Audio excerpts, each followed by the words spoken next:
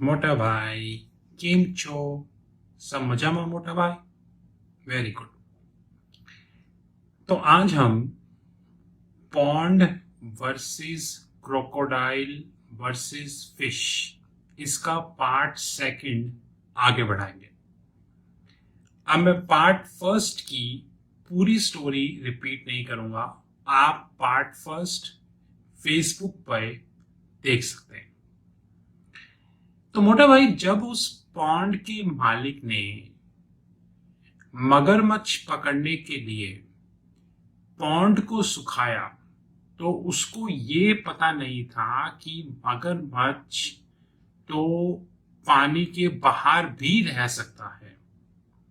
तो हुआ यही कि मगरमच्छ जो थे वो तालाब छोड़ के चले गए और बाद में जब पॉन्ड सूख गया तो हजारों छोटी छोटी मछलियां उसमें मर गई और मगरमच्छों के एक ग्रुप ने पॉन्ड के मालिक, जब वो अपनी वाइफ और अपने बच्चों के साथ रेस्ट कर रहे थे रात को, तो उन पे हमला कर दिया और उनको खा गए। क्योंकि यह हमला अचानक से हुआ था इसलिए पॉन्ड के मालिक कुछ कर नहीं पाए, क्योंकि उनको बिल्कुल भी आइडिया नहीं था कि उनकी की हुई इस हरकत से उनको क्या क्या हो सकता है। अब मोटा भाई, जैसे कि मैंने आपको बताया कि आने वाले समय में पूरा सिस्टम बिक चुका है। अच्छा, जब मैं सिस्टम की बात कर रहा हूं तो मैं इंडिया की बात नहीं कर रहा, मैं पूरे ग्लोब की बात कर रहा हूं। पूरा ग्लोब आज खड़े होके सिर्फ चाइना और ताइवान, सॉरी टर्की, चाइना और टर्की को छोड़ के ऐसा कोई देश नहीं है जो रेट नहीं बढ़ा रहा। जैसे कि bank of England, bank of Japan, reserve bank of Australia, federal reserve, ये सारे रेट बढ़ा रहे हैं। लेकिन लोग मुझसे पूछते हैं कि तुम चाइना की तारीफ क्यों करते हो? मैं चाइना की तारीफ इसलिए करता हूं कि चाइना अपने विजन से 10 साल आगे चलता है और दुनिया अपने विजन से 20 साल पीछे चलती है। चाइना के central bank, people bank of China ने बिल्कुल क्लियर स्टेटमेंट दी कि कुछ भी हो जाए हम रेट नहीं बढ़ाएंगे, क्योंकि अभी ग्लोबल इकोनॉमी का रेट इंक्रीज करने का समय नहीं है। और मुझे ये स्टेटमेंट बहुत पसंद आई। इसे कहते हैं क्लैरिटी। इंग्लिश में क्लैरिटी मतलब आपको बिल्कुल क्लियर है कि आपको लाइफ में करना क्या है। इसी तरीके से पीपल बैंक ऑफ चाइना को बिल्कुल क्लियर है कि उन्होंने करना क्या है, तो उन्होंने रेट इंक्रीज नहीं किए। इसी तरीके से टर्की ने भी बिल्कुल क्लियर स्टेटमेंट दे दी कि हम रेट इंक्रीज नहीं करेंगे। और आप देख लीजिएगा आने वाले कुछ सालों में चाइना और टर्की का फाइनेंशियल सिस्टम बच जाएगा और जितने रेट इंक्रीज कर रहे हैं सबका मर जाएगा। अब आप सोचेंगे कि एक सेंट्रल बैंक जैसी गलती सारे रिपीट कैसे कर सकते हैं? तो आपने भेड़ों के झुंड को बहुत बार देखा होगा। आप इंडिया में किसी गांव में जाएं या यूट्यूब में भी ऐसी कई वीडियोस मिलती हैं, स्विट्जरलैंड के गांव में ऐसी वीडियोस मिलती हैं, इंटरनेट पे कई ऐसी इमेजेस हैं कि भेड़ों का जो झुंड होता है वो बिल्कुल साथ साथ चलता है और उसके आगे एकदम एक लीडर होता है। आज उस लीडर का नाम है फेडरल रिजर्व। और इतिहास गवाह है कि जिस समय लोगों ने फेडरल रिजर्व को अपना लीडर बनाया तभी वो मरे।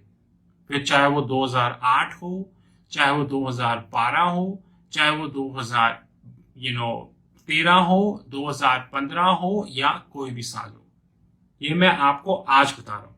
एनीवेज, अब इस सॉल्यूशन से निपटने का सिर्फ एक प्रॉब्लम, इस प्रॉब्लम से निपटने का एक सॉल्यूशन है, और वो सॉल्यूशन ये कि रिटेल इन्वेस्टर को अपने आप को मजबूत करना होगा, वो भी नॉलेज वाइज।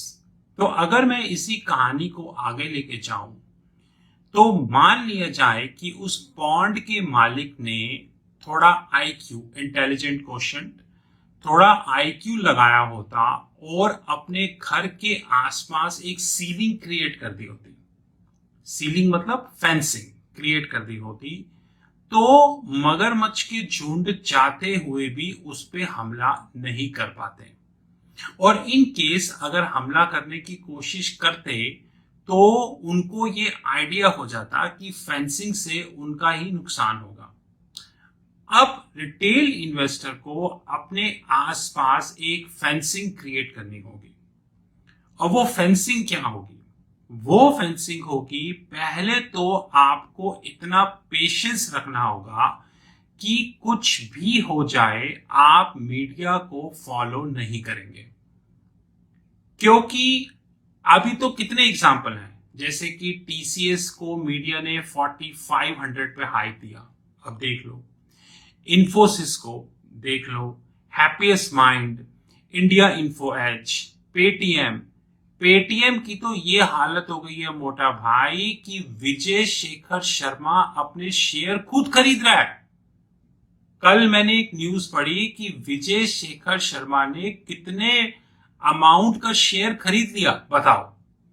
कंपनी का मालिक अपने शेयर खुद खरीद रहा है, तो इसका क्या इंडिकेशन है? इसका इंडिकेशन ये है कि अपनी गिरती हुई वैल्यूएशन को बचाने के लिए वो अपने शेयर खरीद रहा है, और बिकाऊ मीडिया बिल्कुल चुप होके बैठी है, क्योंकि उनको पता है कि आज पेटीएम आने वाले कितने सालों तक प्रॉफिटेबल नहीं हो सकता, ये उनको क्लियर पता है। तो अब अगर विजय शेखर शर्मा अपना शेयर नहीं खरीदता है तो कॉमन सी बात है, आपको पता है, रिटेल इन्वेस्टर को अपना माइंडसेट बिल्कुल क्लियर करना पड़ेगा, और वो माइंडसेट होगा कि कुछ भी हो जाए वो मीडिया के बहकावे में नहीं आएगा। भारत और ग्लोबल दोनों का रिटेल इन्वेस्टर सिर्फ मरता है मीडिया के बहकावे में आके। जैसे कि मैं आपको एक एग्जांपल देता हूं, रिवियन एक ऐसी इलेक्ट्रिक व्हीकल मैन्युफैक्चर कंपनी है जिसमें जनरल मोटर्स और जिसमें कि अमेजॉन और फोर्ड मोटर्स ने पैसे लगाए, और जब ये खबर पब्लिक में आई, गूगल पे आई, तो मैंने इस खबर को एनालिसिस किया, इस पे रिसर्च करी, तो मैंने इमीडिएटली वीडियो बना के बोला कि ये अमेजॉन का गलत डिसीजन है।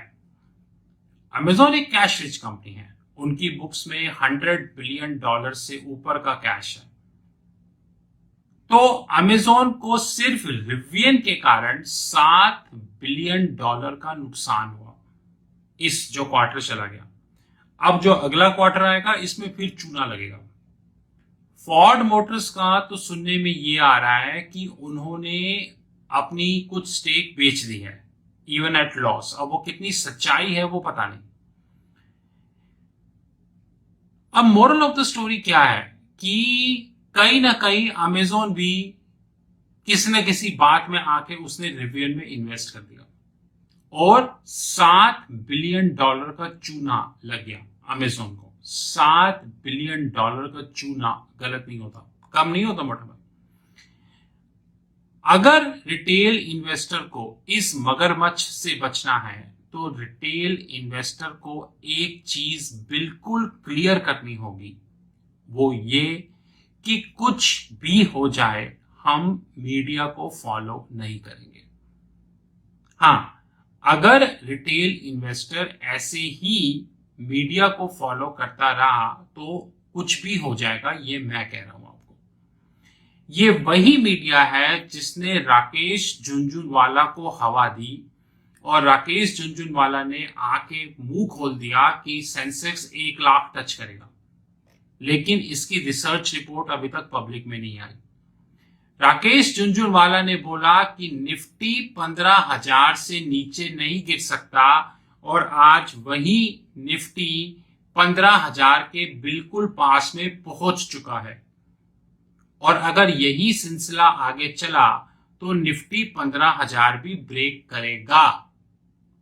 रणबीर सिंह, दीपिका पादुकोण के हस्बैंड और ऐसी कई बॉलीवुड सेलिब्रिटीज ने बोला कि क्रिप्टो ही फ्यूचर है। अब आप देख लो कितना फ्यूचर है। बिटकॉइन जो अपने 65,000 के हाई से अब 18,000 तक पहुंच चुका है और अगर यही सिलसिला चला तो बिटकॉइन कहां तक पहुंचेगा ये मैं पब्लिक डोमेन में नहीं बताऊंगा, लेकिन मैंने इस पर रिसर्च कर ली है। तो चॉइस बिल्कुल क्लियर है कि उस पॉन्ड के मालिक ने जो गलती करी अपने घर के आसपास फेंसिंग ना करके, आप भी वही गलती कर रहे हो और उस फेंसिंग का नाम है रिसर्च फेंसिंग, नॉलेज फेंसिंग। अगर आपने अपने घर के आसपास नॉलेज फेंसिंग नहीं करी तो ये आपकी सबसे बड़ी प्रॉब्लम होगी मोटा भाई, ये मैं आपको बता रहा हूं। बाकी जैसा आप चाहें, मैं बिल्कुल क्लियर हूं और इस पे मैं डिटेल्ड वीडियो थोड़ी देर में बनाऊंगा। रशिया के प्रेसिडेंट पुतिन ने आज एक पब्लिक स्टेटमेंट दी है जिसमें पुतिन ने खुलेआम ये बोला है कि रशिया को अपनी सोवेनिटी मतलब अपनी खुद के देश को बचाने के लिए न्यूक्लियर वेपन यूज करने का पूरा अधिकार है।